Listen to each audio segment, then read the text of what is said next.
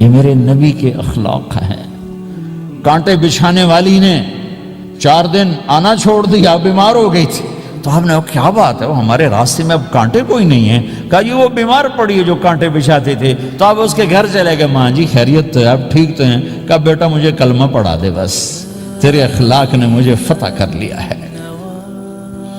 میرے بھائیوں، یہ چیپٹر بھول چکے ہیں، بھول چکے ہیں، بھول چکے ہیں۔ جب تک یہ چیپٹر زندہ نہیں ہوگا، زندگی اسلامی نہیں بنے گی، معاشرہ اسلامی نہیں بنے گا، اور آگے قوموں کے لیے اسلام کا دروازہ نہیں کھلے گا۔ ہمیں معاف کرنا آتا ہو، ہمیں گالی دینے والے کو دعا دینا آتا ہو، غیبت کرنے والے کی تعریف آتی ہو، اور غیبت کرنے سے، غیبت سننے سے اپنے آپ کو ایسے بچاؤ جیسے زہر سے بچاتے ہو، اسے آگ سے بچاتے ہو۔ ایک دوسرے کو نفرت کا بول نہ بولو، ورنہ ساری زندگی تباہ و برباد ہو جائے گی۔ میرے رب کی قسم، میرے نبی نے کہا ایک زبان کا بول انسان بولتا ہے اور جہنم کی گہرائیوں میں گر جاتا ہے، اور ایک زبان کا بول انسان بولتا ہے اور جنت کے درجات پر چڑھ جاتا ہے۔ اور ایک صحابی ہیں ابو دجانہ۔ کون ابو دجانہ؟ السابقون الاولون من المہاجرین والانصار، اس میں پہلی صف کے صحابہ۔ کون ابو دجانہ؟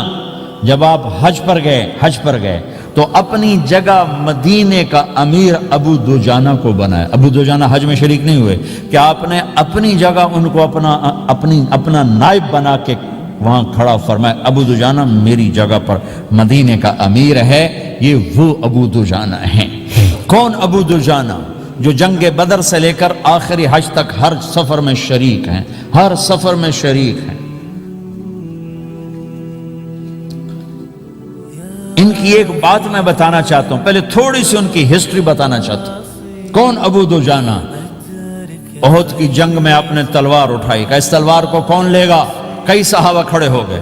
آپ نے کہا اس تلوار کا حق کون ادا کرے گا؟ سارے بیٹھ گئے، 3 آدمی کھڑے رہے، ایک زبیر بن عوام، ایک عمر بن خطاب، ایک ابو دجانہ۔ ان کا نام ہے سماک بن خرشنہ، سماک بن خرشنہ ان کا نام ابو دجانہ سے مشہور ہے۔ تو آپ نے تلوار نہ عمر کو دی، نہ زبیر کو دی، ابو دجانہ کو دی تھی۔ تو عمر رضی اللہ عنہ نے تو محسوس نہیں کیا، حضرت زبیر نے محسوس کیا کہ اس کو کیوں دی، مجھے کیوں نہیں دی؟ میں مہاجرین میں سے ہوں، میں پھوپھی کا بیٹا ہوں، میں اس سے دلیری میں کم نہیں ہوں۔ بلکہ حضرت زبیر کی دلیری کی تو دھاک تھی، جدھر سلوار چلتی تھی کاٹتی چلی جاتی تھی، کہنے کہ میں دیکھوں گا یہ کیا کرتا ہے۔ تو ابو دجانہ کے پیچھے پیچھے زبیر ہو لیے۔ تو ابو دجانہ نے جو حملہ کیا تو 3000 کا لشکر تھا، اس کو چیر کے پار نکل کے، پورے لشکر کو کاٹ کے پار نکل کے، اور آگے عورتیں کھڑی تھیں جو مکے کے لشکر کو تیار کر رہی تھیں۔ نحن بنات طارقی نمشی علی النمارقی مشی القتل بوارقی المسک فی المخالقی المسک فی المفارقی والدر فی المخالقی ان تقبلوا نعانقی وتدبروا نفارقی فراق غیر وامقی۔ یہ گانا گا رہی تھیں اور ان کو تیار کر رہی تھیں۔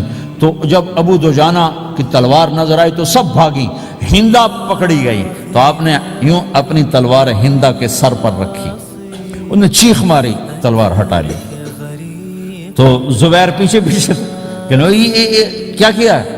جنگ میں اگر کوئی عورت حصہ لے اسے مارنا جائز ہے، ویسے جائز نہیں ہے، عورت کو، بچے کو، بوڑھے کو ہاتھ لگانا جائز نہیں ہے۔ تو انہوں نے کہا تلوار کیوں نہیں چلائی؟ کہا میرے محبوب کی تلوار ہے، عورت کے خون سے رنگین کر کے اس کی شان نہیں گھٹانا چاہتا، یہ میرے نبی کی تلوار۔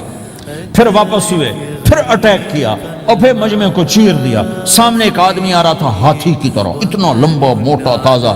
تو زبیر کہنے لگے میرے جی میں آیا کبھی اس کی ٹکر ہونا، پھر میں دیکھوں ابو دجانہ کیا چیز ہے۔ تو اللہ کا کرنا ایسا ہوا، ابو دجانہ دونوں آمنے سامنے ہو گئے۔ تو وہ ایسے شاہ سوار تھے کہ دونوں طرف کے لشکر ذرا تھم گئے اور وہ دونوں بھڑ گئے۔ ابو دجانہ کے اپنے جوہر، اس پہلوان کے اپنے جوہر، غبار اٹھا، مٹی اٹھی، اور اس کی اپنی طاقت، ان کی اپنی طاقت، انہوں نے ابو دجانہ کو اس نے زخمی کر دیا۔ ابو دجانہ نے جو جوش میں آ کے ماری تلوار، اس کو لگی یہاں، تو اتنی طاقت سے لگی کہ اس کے نیچے اتر کر 2 ٹکڑوں میں تقسیم کر دی۔ ماری تو ایک حصہ ادھر، ایک حصہ، پھر یوں دیکھا اور اپنے چہرے سے لوہی کی ٹوپی اتاری، کما ترا انا ابو دجانہ، کیا دیکھ رہے ہو؟ میں ہوں ابو دجانہ، تلوار صحیح لی ہے میں نے، غلط نہیں لی. یہ ابو دجانہ ہیں. اور جب شکست ہو گئی احد کی جنگ میں اور پھر 10-12 آدمی نے آپ کو گھیرے میں لیا ہوا تھا، ان میں ایک ابو بکر تھے، عمر تھے، علی تھے، طلحہ تھے، زبیر تھے، سعد بن ابی وقاص تھے، اور سہل بن حنیف تھے، عبادہ قتادہ بن نعمان تھے، اور ابو دجانہ تھے رضی اللہ تعالی عنہم. ان میں سے ایک ابو دجانہ بھی تھے. اور یمامہ کی جنگ میں ابو دجانہ شہید ہوئے. یمامہ کی جنگ میں شہید ہوئے. یہ ابو دجانہ کی تھوڑی سی سیرت آپ کے سامنے آئی ہے. اس کے بعد اب آپ ان کے قول کو سنو تاکہ اس کا وزن آپ کے سامنے آئے. یہ بدر کے شریک ہیں. اللہ کے نبی نے کہا بدر کا صحابی جو مرضی کرے بخشا گیا. یہ صلح حدیبیہ کے شریک ہیں. اللہ نے قرآن میں کہا لقد رضی اللہ، میں ان سے راضی ہو گیا. یہ صحابی ہیں. اللہ نے کہا کلا وعد اللہ الحسنى، اے میرا نبی تیرے ہر صحابی کے لیے جنت کا وعدہ ہے. اور اب یہ کیا کہتے ہیں؟ یہ کیا کہتے ہیں لوگو؟ ان ارجع عملی عند، لوگو میرے پاس ابو دجانہ، میرے پاس بخشش کا سب سے بڑا عمل جانتے ہو کیا ہے؟ بدر نہیں، احد نہیں، حدیبیہ نہیں، خندق نہیں، خیبر نہیں، فتح مکہ نہیں، آخری حج نہیں. کیا ہے؟ کیا ہے لوگو؟ ان ارجع عملی عندی، میرے پاس آخرت میں بخشش کا سب سے بڑا عمل بس ایک ہے کہ ما آذیت احدا بلسانی، میں نے اپنی زبان سے کبھی کسی کو دکھ نہیں پہنچایا. ولا اجد فی قلبی غلا لاحد، اور میرے دل میں کسی کے لیے بغض کوئی نہیں ہے، بس یہ میری بخشش کا عمل ہے. تو بھائیو، نبی کے اخلاق میں 2 چیزیں لے لو. ایک زبان سے کسی کو دکھ نہ دو، ایک دل میں کسی کا بغض نہ رکھو. اللہ کی قسم بغیر حساب کتاب کے جنت میں جاؤ.